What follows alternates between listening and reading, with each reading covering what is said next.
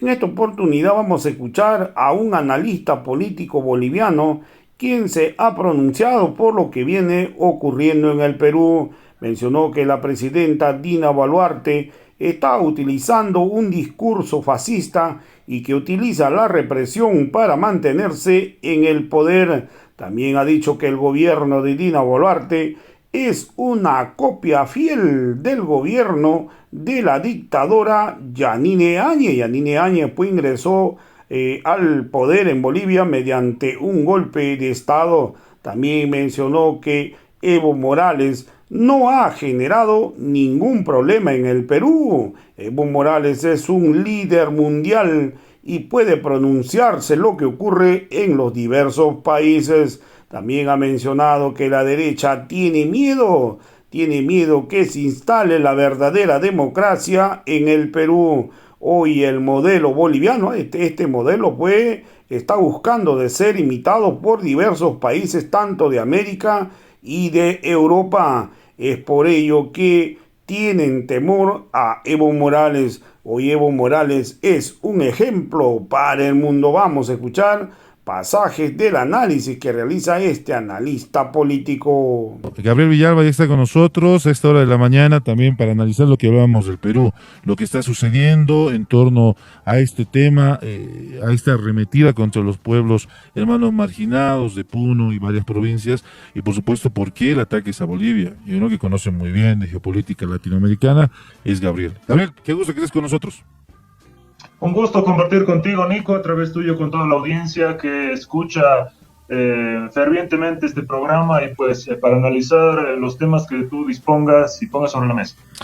Bien, de entradita, Gabriel, Perú, ¿no? Es un hermano país que nosotros lo reconocemos y que compartimos mucha cultura, tradición y sin duda amistad. Y hoy por hoy se habla tanto de desinformación y se manejan tantos argumentos para atacar al hermano Evo en un principio, pero también al pueblo boliviano, al gobierno de Luis Arce Catacora, y de decir que somos injerencistas, que por qué nos metemos, y hay cartas y cartas que se mandan. El último que se ha pronunciado a nivel Latinoamérica, Gabriel Boric, el mismo Andrés Manuel López Obrador, criticando la masacre que se está generando, más de 60 muertos. ¿Qué es lo que está pasando en el Perú, Gabriel? ¿Qué es lo que deben saber los bolivianos? Estamos cometiendo injerencia, somos nosotros los que estamos mandando armas. Ayer una diputada de Comunidad Ciudadana decía, sí, hay que investigar, parece que están mandando por el lago Titicaca armas hacia estas regiones. ¿Por qué se está generando esa distorsión? Bueno, estamos viendo la misma estrategia de criminalización al movimiento popular que lo vivimos el 2019-2020 con Yanine Áñez. ¿Qué decían Yanine Áñez, Arturo Murillo, Fernando López en las protestas de Sencata? Estos locos quieren hacer volar la planta de gas, decían, ¿no? ¿Qué decían en torno a Sacaba, la masacre de Sencata? Decía, entre estos salvajes se han disparado entre ellos, por eso tienen disparos en la nuca de la cabeza, parte posterior de la cabeza, ¿no? En Perú estamos viendo que el gobierno de turno de Dina Boluarte está utilizando la misma discursiva, la misma tónica deshumanizante de las protestas sociales, de los peruanos movilizados, los peruanos, las peruanas movilizados, porque es una estrategia clásica, la deshumanización, para justificar los asesinatos, la represión. Estamos viendo que en el Perú dicen que la vida de un limeño vale 100 veces más que la vida de un peruano del interior, de un peruano de Puno. Dina Boluarte ha dicho que Puno no es el Perú, ¿no? Y refiriéndose de esta forma, estamos viendo que se está tratando de deshumanizar al peruano que está movilizado, al peruano del interior, al peruano campesino que está en las protestas. Esto es una situación, si se quiere, natural en la discursiva de un gobierno abiertamente fascista que utiliza la represión para seguirse sosteniendo en el poder. Es el caso de Dina Boluarte. Recordemos que así como Yanine Áñez decretó el decreto supremo 4078 que daba vía libre a las Fuerzas Armadas y Fuerzas Policiales para la represión a los sectores populares, en el Perú están haciendo exactamente lo mismo, copiado y pegado la misma tónica, la misma estrategia, las mismas tácticas. Tenemos que entender también que el tema de Perú no es un tema coyuntural, querido Nicolás, es un tema estructural de la sociedad peruana. ¿Por qué? ¿Quiénes detentan el poder, pues, en el Perú? Desde tiempos coloniales, la denominada Real Audiencia de Lima.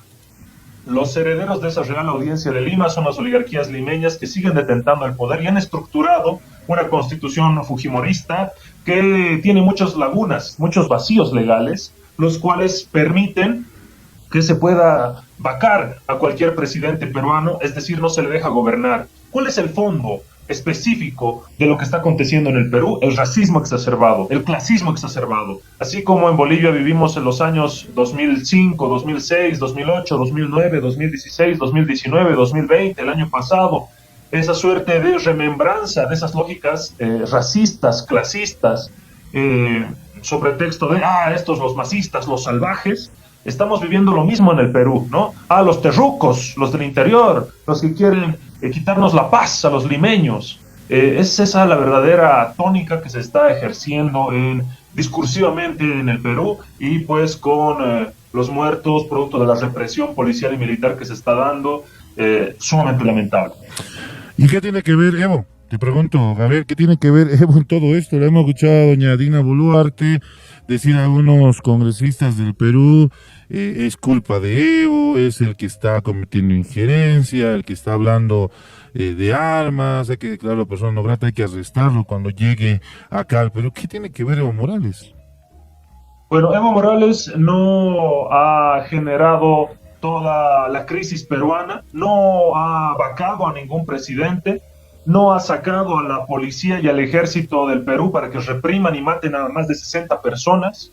Evo Morales es un líder continental, un líder mundial, y como tal puede él, en el pleno ejercicio de su derecho, comentar, ser pasible a invitaciones que le están extendiendo desde el Perú para pues plantear sus lineamientos geopolíticos en torno a lo que acontece en el Perú, en torno a lo que acontece la construcción de la patria grande, este gran continente Aviala, y cómo él entiende la conflictividad del Perú.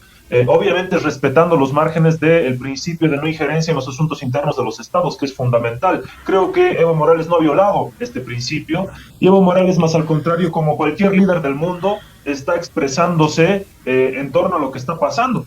Por el otro lado, ¿cuántas veces se ha pronunciado sobre Bolivia Vargas Llosa, por ejemplo? Y nadie de la derecha boliviana ha dicho Vargas Llosa está teniendo injerencia en los asuntos de Bolivia, que no opine sobre Bolivia. Claro.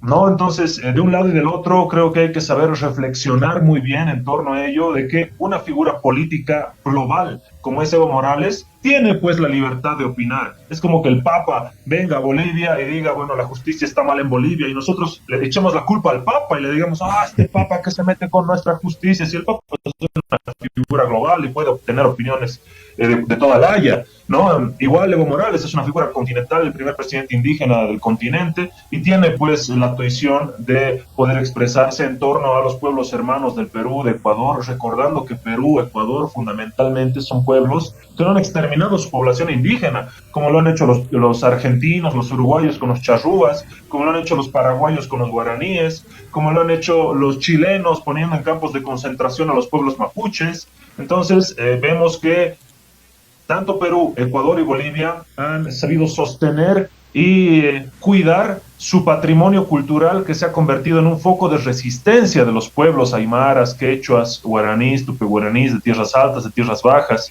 urus, uruchipayas, y pues esa plurinacionalidad es el motor de estas luchas que se están dando.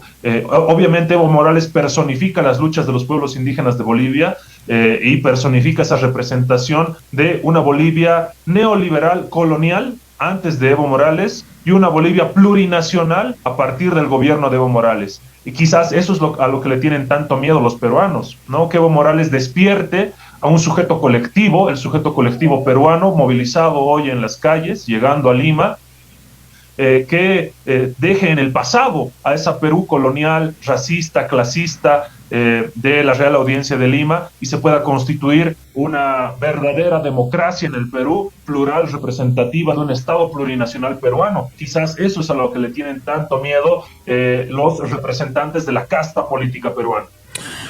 Bien, Gabriel, sin duda sabemos que hay un levantamiento de los pueblos históricamente marginados, ¿no?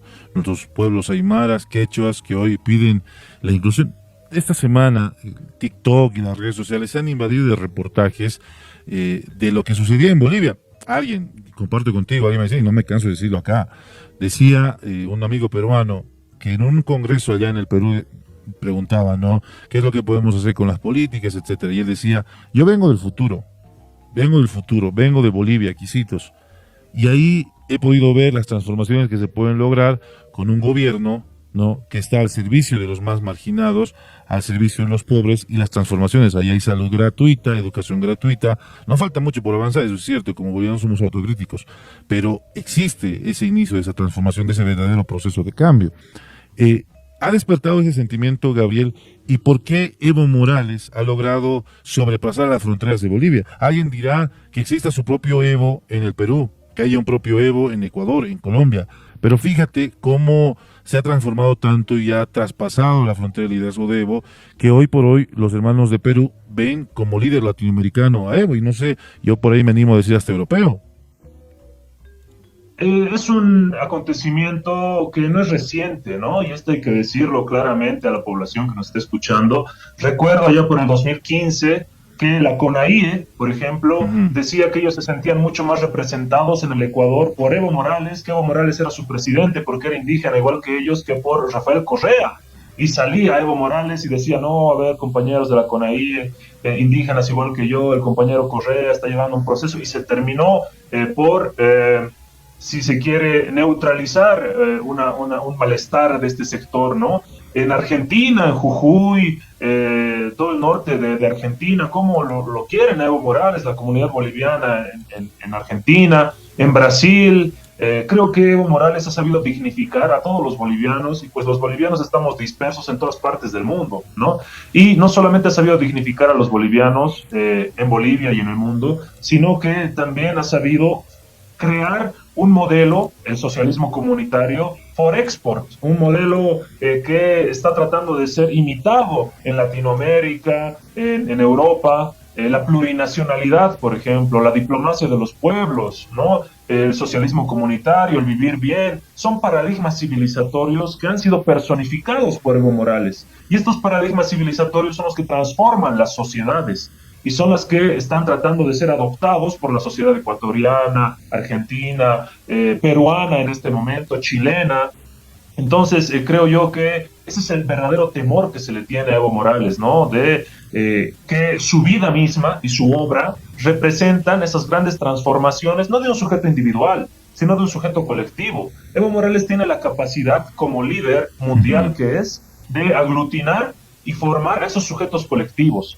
En el Perú, por ejemplo, no hay una cabeza visible, no hay un líder único que esté encabezando los movimientos. Son diversos líderes, diversos liderazgos que están, creo yo, aglutinados en un solo sujeto histórico, comunitario, un sujeto colectivo que está gestando las transformaciones. Ya en lo posterior se verá quién asume el liderazgo y demás, ¿no? Lo que pasaba en Bolivia el 89, por ejemplo, con la marcha por la vida, tierra y territorio, lo que pasaba en Bolivia con la guerra del agua, el 2000, la guerra del gas, el 2003, ¿había un solo liderazgo? No, habían diferentes liderazgos que terminaron pariendo el proceso de cambio, con Evo Morales presidente del 2005 finalmente, y la nueva constitución política del Estado. Hoy la demanda en el Perú es que este sistema neoliberal, clasista, racista, denominado sistema democrático peruano con todas sus instituciones, finalmente muera, termine de morir, y nazca un Estado plurinacional, una nueva constitución política del Estado en el Perú, que le pueda dar al peruano las condiciones básicas de poder de decisión sobre sus recursos naturales, sobre su representación, sobre la normativa que se debe generar en el Congreso, sobre las tuiciones regionales que debe haber, un Perú cuyo interior está totalmente excluido. El centro de gravedad de la política en el Perú es Lima y el resto no cuenta para la política peruana. Eso debe cambiar. Esa es la verdadera transformación que se está tratando de generar desde el Perú y por supuesto Evo Morales es un referente, es un ejemplo de la transformación de una Bolivia posible. Veía reportajes de profesoras peruanas, amas de casa peruanas en la frontera con Bolivia, que preferían pasarse al lado boliviano porque decían acá les atienden muy bien, son los médicos Mi Salud, por ejemplo, programa creado por Evo Morales. Decían, estos médicos nos atienden con cariño, nos atienden con afecto, además tienen los insumos, tienen inyectables, tienen medicamentos, les pagan bien. Nosotros en la frontera con Bolivia preferimos pasarnos a Bolivia y que nos atiendan los servicios de salud en Bolivia, porque en el Perú estamos totalmente excluidos, la frontera del Perú no cuenta para nada. Si no estás en Lima, no tienes buena educación, no tienes buena salud, no tienes acceso a los servicios básicos, gas, agua, saneamiento, electricidad. Entonces es la triste realidad que vive nuestro pueblo hermano peruano. Tengo acá en mis manos una noticia, Gabriel, respecto a lo que ha solicitado Dina Boluarte al Congreso de adelantar las elecciones presidenciales. Lo ha sido rechazado esto, ¿no? En la jornada pasada. ¿Qué pasa con ese sentimiento de servicio al pueblo? Esto se soluciona, y sin duda será así, lo sabemos nosotros los bolivianos, con cumplir el pedido del pueblo. Primero, la renuncia de Dina Boluarte, que es lo que está pidiendo el pueblo movilizado en Perú. Lo segundo, que es elecciones presidenciales en la brevedad y una asamblea constituyente para cambiar la constitución. No son los tres principales pedidos que tiene el pueblo peruano, pero ayer el primerito se ha caído por el Congreso. ¿Qué podemos entender de esto, Gabriel? La división, la polarización en Perú es tan marcada que en los videos que circulan en las redes hablan de la gente de bien, ¿no? Cuando dicen Evo Morales, ¿por qué se mete acá? Nosotros somos gente de bien, la que vamos a decidir. Los que están en la frontera son unos terroristas, los que están en las provincias son unos terroristas, unos terrucos que le hacen daño, nos roban, etcétera, etcétera. Nosotros, la gente de bien, sabemos a quién poner. Y esa palabra, gente de bien, en el tiempo neoliberal, ¿no? Es la gente de bien quien elige a la gente de bien para que gobierne un pueblo del bien. Hay un racismo marcado, pero que se plasma también en el Congreso, Gabriel. Ninguna revolución, ninguna transformación se gana sin luchas. ¿Tú crees que Perú está yendo por buen camino o terminará fracasando en ese pedido que tiene de reivindicación? Creo que Dina Boluarte es, al igual que fue Yanine Áñez, un títere, marioneta de esa oligarquía limeña, de esos grandes poderes fácticos, mediáticos, económicos, financieros, transnacionales que manejan los hilos de la verdadera política peruana. Esa oligarquía limeña que ha gestado una constitución fujimorista, que ha mantenido durante muchos años esa constitución fujimorista expoliadora de los recursos naturales peruanos, el oro, minerales, gas, petróleo, agua dulce, biodiversidad, en el territorio amazónico del Perú, por ejemplo, recursos de la costa. Entonces, estamos viendo que Dina Boluarte es un mero títere, un mero marioneta de estas castas anquilosadas en el poder que no van a permitir que se cambie ese modelo de explotación, ese modelo de estructuración de poder. Hay que ser bastante claros con esto. En Bolivia hemos transformado del modelo neoliberal de partidos a la democracia representativa participativa que tenemos actualmente. ¿Y cómo se transformó ese modelo? Finalmente con la victoria del movimiento al socialismo, pero surge el movimiento al socialismo como un conglomerado de diferentes actores populares. Recordemos las organizaciones que se juntan para competir electoralmente bajo la sigla del movimiento al socialismo. Y en realidad es su forma IPCP, Instrumento Político por la Soberanía de los Pueblos, ¿no? Interculturales, Bartolinas, Confederación Sindical de Trabajadores Campesinos de Bolivia. Entonces, yo creo que está en construcción en el Perú esa suerte de diferentes organizaciones que van a conformar un instrumento político para la toma del poder. Y esa toma del poder va a ser para destruir, deconstruir de una vez y por todas ese sistema peruano con todas sus instituciones, la policía, el ejército, su Tribunal Supremo, su Tribunal Electoral, diferentes instituciones que han sabido durante muchos años mantener una ficción de democracia. Decían que en el Perú había democracia, pero entre ellos se cuoteaban el poder, como en tiempos neoliberales, también los partidos tradicionales se cuoteaban entre ellos el poder como si se tratara de un pasanacu. Lo mismo pasa en el Perú. Entonces tiene que existir esa gran transformación que no se va a dar en el Congreso, que no se va a dar en las leyes, que se va a dar en las calles. Esa transformación que se está dando ahora en las calles, para mí es sin retorno, sin retroceso. Y ese gran sujeto colectivo movilizado en el Perú es el que tiene que gestar las transformaciones claras. Si bien no hay un liderazgo, no es necesario que exista una sola persona liderando eso. Lo que importa verdaderamente es que ese sujeto colectivo, esa gente organizada y movilizada, sepa muy bien delimitar la agenda de peticiones que tiene para la transformación del Perú. Y creo que la agenda está clara. Liberación de Pedro Castillo, nuevo proceso electoral, pero este proceso electoral, bajo las viejas condiciones que se van a intentar de construir en el Perú, tiene que gestar una nueva asamblea constituyente. Es decir, el poder constituido, el único fin que tiene que tener el nuevo poder constituido no es gobernar. El único fin que debiera tener el nuevo presidente del Perú, o nueva presidenta del Perú, únicamente sería convocar a un proceso de asamblea constituyente. Es decir, el poder constituido, generar el poder constituido para generar el poder constituyente. Y el poder constituyente tiene que cambiar de base todos los cimientos de la sociedad peruana. Los cimientos económicos, financieros, políticos, culturales, en una nueva constitución política del Estado, y sobre la base de eso transformar la sociedad peruana como se ha transformado la sociedad boliviana a partir del 2005, 2006, del 2009 con la nueva constitución política del Estado. Este va a ser un proceso que no va a costar nada, por supuesto que va a costar muchísimo. ¿Cuánto ha costado la guerra del agua, la guerra del gas, la marcha por la vida, el proceso de asamblea constituyente a los bolivianos? Muertos, heridos, hechos luctuosos de racismo, de fascismo. Lo mismo le está costando al Perú transformar los cimientos de su sociedad, pero yo creo que esto ya viene sin retorno. Alguien diría, Gabriel, que la lucha que ha ganado Bolivia el 2008 con la Constitución, con nuestra nueva Constitución, la guerra del gas, ha sido el principio de la transformación y de algo que va a tener estabilidad. Y ha cambiado, ¿no? Como bolivianos somos conscientes de que este proceso sufre constantes bombardeos y el más fuerte ha sido el 2019. Y algo así puede pasarle también al Perú más adelante, ¿no es cierto? Un golpe de Estado planificado para buscar derrocar. Lo hemos visto en realidad con este libreto en toda Sudamérica. Lo hemos visto en Brasil, lo hemos visto en Argentina, lo hemos visto también en Ecuador, ¿no es cierto? Y por supuesto lo ha atravesado Bolivia con el golpe de Estado en 2019. El pueblo peruano tendrá que resistir, tendrá que aguantar, pero sobre todo no podrá claudicar. Y lo que tú decías, Gabriel, es un proceso que ya ha empezado y que no va a distorsionarse ni cambiarse hasta lograr su objetivo.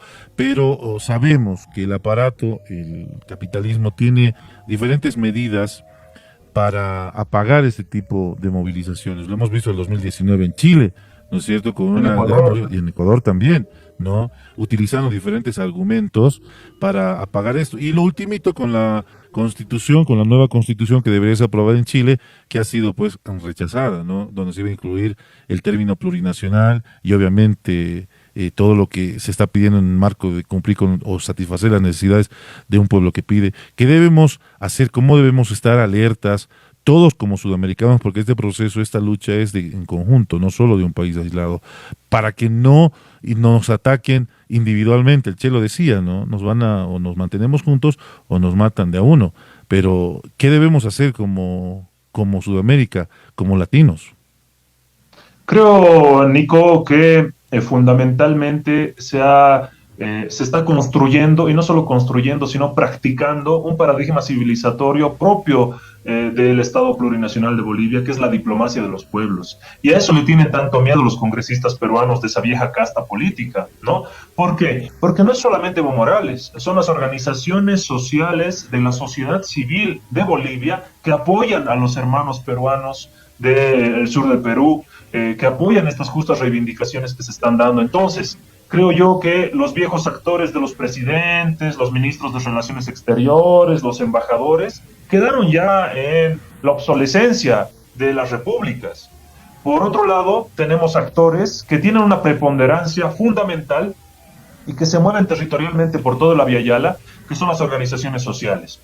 Creo que desde las organizaciones sociales, desde los colectivos comprometidos con la justicia social, se tienen que generar núcleos de incidencia, cadenas de interrelacionamiento entre las diferentes organizaciones sociales de los diferentes países para seguir sosteniendo estos procesos de transformación que no se basan en un gobierno, no se basan en una persona, se basan fundamentalmente en los sujetos colectivos, en los líderes históricos, se basan en escuelas de pensamiento, pero también de acción que se dan en las organizaciones sociales históricas, los zafreros, por ejemplo, en el Perú, en los madereros en Brasil, los movimientos sociales en Argentina, los sindicatos en Argentina, en Bolivia las Bartolinas, los interculturales, ¿no? Entonces tienes toda una suerte, las organizaciones campesinas que se están movilizando hoy en el Perú, las federaciones, confederaciones, creo que son sujetos sumamente importantes que pueden incidir bastante en este eje de la diplomacia de los pueblos, pero que están dispersos, atomizados. Llega el momento en Latinoamérica de enfrentar a la geopolítica de dominación imperial, aglutinando a estos diferentes sectores sociales, a estos diferentes sujetos colectivos y transformando de una vez y por todas esa forma de entender la política internacional. La política internacional solamente se entiende a partir del presidente, del ministro de las Relaciones Exteriores, de los embajadores, pero desde Bolivia decimos que la política y la política internacional y la geopolítica de nuestros pueblos se entiende a partir de la conjunción de estos sujetos llamados organizaciones sociales en el marco de esta diplomacia de los pueblos. Eso es a lo que le tienen tanto miedo las castas peruanas, por ejemplo. Por eso dicen que Evo Morales no se meta, que los ponchos rojos no se metan, claro, ¿no? Ese es el verdadero trasfondo del que se está empezando a unir, a unificar estas organizaciones sociales, y los estados a través de las fronteras tratan de dividirnos, tratan de atomizarnos, tratan de criminalizar.